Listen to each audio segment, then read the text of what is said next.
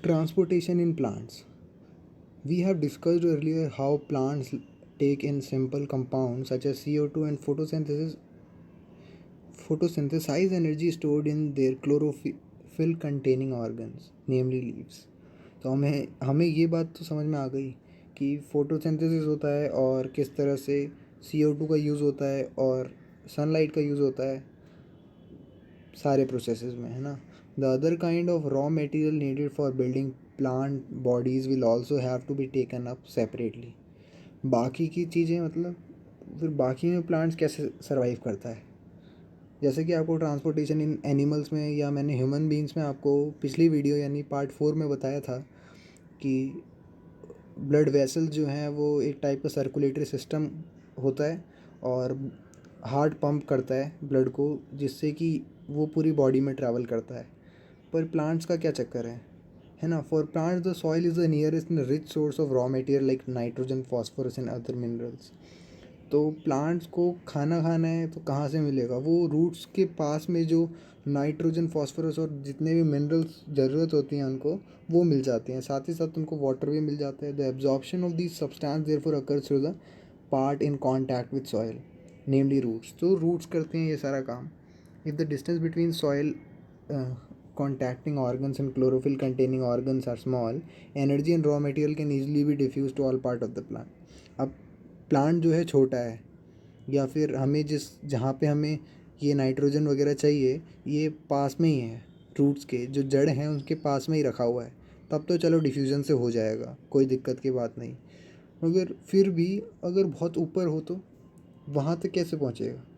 वहाँ पे भी डिफ्यूजन ही होता है एक तरह से. यहाँ पे a proper system of transportation is therefore essential in such situation. ठीक है. ऐसी सिचुएशन में कि जब डिस्टेंस ज़्यादा हो तो अब इतना बड़ा पेड़ है, ठीक है, हमसे कितना गुना बड़ा पेड़ होता है और उसके टॉप तक पहुंचाना है, क्या करें.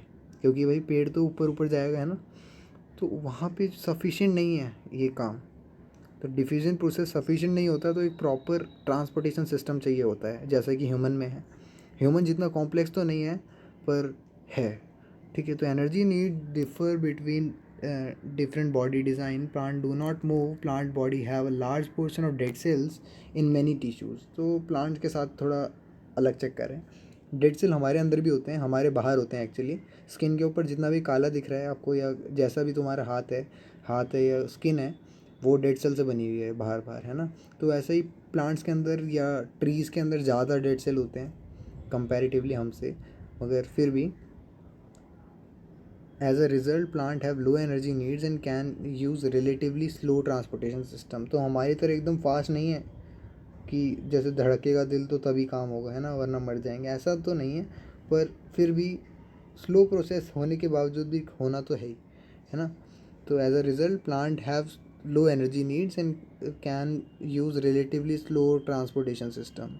तो स्लो ट्रांसपोर्टेशन सिस्टम चल जाता है उनमें. The distance over which transport system have to operate however can be very large in plants such as very tall plants. तो वहाँ पे थोड़ा क्या होता है डिस्टेंस जो है वो ज़्यादा ट्रांसपोर्टेशन का लंबा हो जाता है अगर लॉन्ग प्लांट्स हैं तो. Plant transport system will move energy from leaves and raw material from roots and these two pathways are constructed as independent organisation conducting tubes. तो क्या होता है प्लांट में जो एनर्जी जो मूव होती है वो लीफ से तो रॉ मटेरियल मिलता है ना फोटोसिंथेसिस के द्वारा और कुछ रूट से मिलता है. उसके बाद बाकी का काम जो होता है पूरे प्लांट तक पहुंचाने का काम होता है वो कंडक्टिंग ट्यूब्स का होता है. ये कंडक्टिंग ट्यूब्स क्या है. जाइलम. ठीक है. The xylem move water and mineral obtained from the soil. ये क्लास 9th में भी देखा था हमने. जाइलम किस काम आता है. मिनरल और वाटर जो है वो सॉइल से लेने में काम आता है और फिलोइम यानी लीफ से लेने में, है ना. The other phloem transport product of photosynthesis from leaves where they are synthesize to other parts of the plant. ठीक है. जैसे अगर तुम भूल जाओ ना जाइलम यानी वाटर और मिनरल्स के लिए होता है, फिलोइम यानी फूड के लिए होता है ना. तो ऐसे क्या याद कर सकते हो पी से, है ना. पत्ता एक तरह से होता है ना, हिंदी में बोलते हैं. तो पत्ते में क्या होता है फूड बनता है, लीफ होता है ना. तो फिलोइम पत्ता ऐसे करके कुछ याद कर लेना जैसा मैंने करा था. और तुम्हारा एक अलग तरीका है तो उससे याद कर लो. बस दिमाग में रहना चाहिए. Phloem transport product of photosynthesis from the leaf where they are synthesize in other part of the plant, जो कि हम क्लास 9th में पढ़ चुके हैं। आ जाते हैं ट्रांसपोर्ट ऑफ वाटर। वाटर कैसे ट्रांसपोर्ट होता है? The xylem tissue vessels and tracheids of the root stems and leaves are interconnected to form a continuous system of water conducting channels. ठीक है, ये चीज़ तुम्हें क्लास 9th में भी मैंने बताई थी, जिन लोगों ने पढ़ रखा है कि वेसल्स और ट्रैकियार्ड्स याद आ रहे हैं, ये जाइलम टिश्यू के पार्ट होते हैं। Of the root stems and leaves are interconnected, एक दूसरे से कनेक्ट रहते हैं और यहाँ से वाटर कंडक्ट होता है जो कि प्लांट्स के हर पार्ट में जाता है। At the root cell is in contact with the soil actively take up ions. ठीक है, तो आयंस ले लेता है जितने भी चाहिए होते हैं, सेल जो भी रूट्स के साथ कनेक्टेड है वो सब। This create a difference in the concentration of this ions between roots and the soil. तो आयंस के बीच में कंसनट्रेशन डिफरेंस है ना, तो water therefore moves into the root from the soil to eliminate this difference. ठीक है, ये चीज़ पता होनी चाहिए तुम्हें कि डिफ्यूजन का बेसिक प्रिंसिपल क्या होता है। जहाँ पे किस चीज़ की कमी है वहाँ पे चला जाएगा।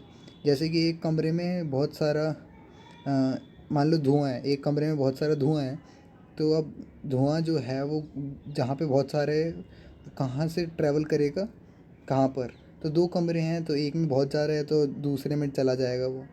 ठीक है, तो हायर से लोअर पे जाता है कंसंट्रेशन पे। This means that there is a steady movement of water into root xylem, creating a column of water that is steadily pushed upward. और धीरे धीरे वो पानी के सहारे आयंस वगैरह सब ऊपर जाते हैं। However, this pressure by itself is unlikely to be enough to move water over the height that commonly see in plants। ठीक है, तो ठीक है, इतना चलो प्रेशर है तो फिर चेंज हो जाता है, मगर इतना भी कैसे कि इतने लंबे लंबे पेड़ होते हैं, पौधे होते हैं, उन सब तक कैसे पहुंच जाएगा? तो प्लांट जो है दूसरी स्ट्रैटेजी अपनाता है, to move water in the stem upward to the highest point of plant body. ठीक है, तो दूसरी स्ट्रैटेजी अपनाता है वो। अभी बताते हैं दूसरी स्ट्रैटेजी के बारे में। देखो, provided that the plant has an adequate supply of water, the water which is lost through the stromata is replace by the water from the xylem vessel in the leaf. ठीक है, तो plant को पानी की कमी ना हो, ये बात सुनिश्चित कर दी जाती है कि जो स्टोमेटा के ओपन होने से वाटर का जो लॉस हुआ था ना, वो जाइलम वेसल पूरा कर देते हैं लीफ में। In fact evaporation of water molecule from the cell of leaves create a suction which pull water from xylem cells of root। तो क्या होता है, जब इवेपोरेट होता है ना water molecule from the cell of the leaves के सेल्स में से, तो एक टाइप का सक्शन क्रिएट हो जाता है जो कि रूट्स के जाइलम सेल से ऊपर की ओर पानी को खींचता है। The loss of water in the form of vapour from the aerial part of the plant is called transpiration.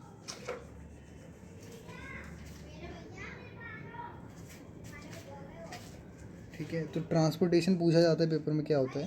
तो वाटर का loss in the form of vapour from the aerial part, यानी जो एयर के contact में part है ना, उसको कहते हैं ट्रांसपिरेशन। तो ट्रांसपिरेशन हेल्प करता है absorption and upward movement of water. जो मैं कह रहा था दूसरा तरीका क्या है, वो उस तरीके का नाम है ट्रांसपिरेशन। ये क्या करता है? अब्जॉर्ब करता है, अपवर्ड मूवमेंट में हेल्प करता है वाटर और मिनरल की, कि रूट से लीफ की तरफ जा सके। It also help in temperature regulation, temperature को रेगुलेट करता है। The effect of root pressure in transportation of water is more important at night. अब रूट प्रेशर देखो, रूट प्रेशर पे डिपेंड करता है और नाइट में ज़्यादा रोल है। During the day when the stomata are open the transpiration pull become the major driving force. ठीक है, देखो एक तरह से ऐसे कह सकते हो कि पानी का भाप बन जाना वो स्टोमेटा की ओपनिंग पे, चलो सुबह तो ठीक है क्योंकि हमें वहाँ से फोटोसिंथेसिस या CO2 वगैरह सब चाहिए, मगर रात में दिक्कत हो जाती है। ठीक है, during the day when the stomata are open transpiration pull becomes the major driving force. ठीक है, तो सुबह के टाइम पे तो ट्रांसपिरेशन पुल ही काफ़ी है। फिर आता है movement of water during transportation of food and other substance. अब चलो, मैंने तुम्हें आयंस या वाटर वेपर तक की तो बात बता दी, अब बात करते हैं फूड की। So far we have discuss the transportation of water and minerals in plants. Now let us consider how the products of metabolic process particularly photosynthesis are moved from leaves. चलो, वाटर की बात तो हो गई, मगर अब leave से कैसे जाएगा? ठीक है, to other parts of the plant. This transport of soluble product of photosynthesis is called translocation. ठीक है, तो दो प्रोसेस बताए मैंने, पहला था ट्रांसपिरेशन, अब दूसरा आ गया ट्रांसलोकेशन। ठीक है, जो सॉल्यूबल प्रोडक्ट हैं उन सबको ट्रांसलोकेशन से इधर उधर भेजा जाता है। इस प्रोसेस को कहते हैं ट्रांसपोर्ट करना सॉल्यूबल प्रोडक्ट्स का। And it occur in the part of vascular tissue is known as phloem. तो ये फिलोएम के अंदर होता है। Beside the product of photosynthesis the phloem transport amino acid and other substance. तो दूसरे सब्सटेंस के साथ अमीनो एसिड और दूसरे सब्सटेंस भी साथ साथ भेजता है ना। ये तो इंसानों को भी, हमें भी चाहिए अमीनो एसिड, है ना। हमारे भी प्रोटीन से अमीनो एसिड बनते हैं। ठीक है, थोड़ा बैकग्राउंड नॉइज़ आ रहा होगा, उसको थोड़ा ध्यान मत देना। ठीक है, this substance are specially derive to store organs of root. ठीक है, स्टोरेज ऑर्गन्स ऑफ रूट। तो ये चीज़ें रूट्स में चले जाती हैं, स्टोरेज ऑर्गन्स में चले जाती हैं। फूड्स, रूट्स नहीं, सिर्फ फ्रूट्स में, सीड्स में और ग्रोइंग ऑर्गन्स में। ठीक है, the translocation of food and other substance take place in sieve tubes and which help of adjacent companion cell. ठीक है, ये स्टीव ट्यूब कंपेनियन सेल बहुत आपने, मतलब दोनों के दोनों आपने क्लास 9th में भी देखे थे। In the upward and downward direction. तो डायरेक्शन जो है वो कोई भी ग्रेविटी इन्फ्लुएंस नहीं होता, है ना। वो खुद जाते हैं इस तरह से स्टीव ट्यूब की हेल्प करके। ग्रेविटी इन्फ्लुएंस भी होता है, मगर फ़िलहाल यहाँ पे ऐसी बात नहीं करी गई है। Unlike transport in xylem which can be largely explain by simple physical force, the translocation in phloem is achieve by utilising energy. ठीक है, आप देखो यही चीज़ है। ठीक है, तुम बोलोगे चलो वाटर, तो तुमने वाटर का कारण तो बता दिया कि चलो भाप बन जाता है या फिर डिफ्यूज़न हो जाता है, ऊपर सक्शन क्रिएट हो जाता है। ठीक है, अब फूड का क्या चक्कर है, फूड में क्या बोलोगे तुम। तो फूड में हम ये बोल रहे हैं कि ये एनर्जी का यूज़ करके होता है। जैसे हम इंसानों में तो कुछ ऐसा होता नहीं है, हम तो एटीपी का यूज़ करते हैं ना, तो एनर्जी तो है वो। तो यही एनर्जी का यूज़ होता है वहाँ पे भी। Material like sucrose is transferred into phloem tissue using energy form ATP. तो सुक्रोज नाम की मटेरियल जो है वो ट्रांसफ़र होते हैं फिलोएम टिश्यू में एटीपी मॉलिक्यूल का यूज़ करके। This increase the osmotic pressure. Osmotic pressure कहाँ पढ़ा था हमने, क्लास 9th में अगेन, है ना। तो देख रहे हो 9th क्लास का सब साथ साथ चल रहा है। This pressure move the material in the phloem to tissues which have less pressure. तो ये प्रेशर क्या करेगा, जिस पे लेस प्रेशर है उधर को मूव कर जाएगा, है ना। This allow the phloem to move material according to the plant's needs. तो क्या करेगा, जहाँ पे प्लांट्स की नीड है वहाँ जाएगा। For example in spring sugar storage in roots and stem tissue would be transported to the birds which need energy to grow. ठीक है, बर्ड्स क्या किसे कहते हैं, कलियों को कहते हैं, जो कि खिल के फूल बनती हैं, है ना। तो उनको ज़्यादा ज़रूरत है फूड की, तो वो फूड ट्रांसपोर्ट हो जाता है एनर्जी का यूज़ करके। ठीक है, ऑस्मोटिक प्रेशर क्रिएट होता है। क्वेश्चन आंसर तुम कर लेना। एक्सक्रीशन जो है हम नेक्स्ट क्लास में करेंगे।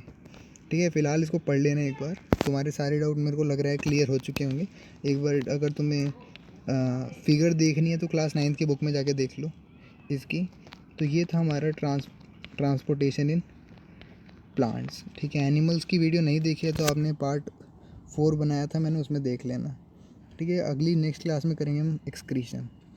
तो तब तक के लिए इसको एक बार दोबारा से रीडिंग कर लो इसकी। ठीक है, बाय।